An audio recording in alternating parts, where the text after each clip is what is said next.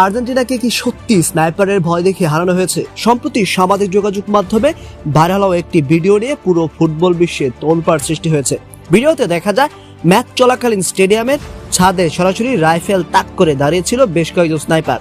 আর match শেষে আর্জেন্টিনার অধিনায়ক লিওনেল মেসিকে বারবার উপরের দিকে তাকিয়ে কাঁদতে দেখা যায়।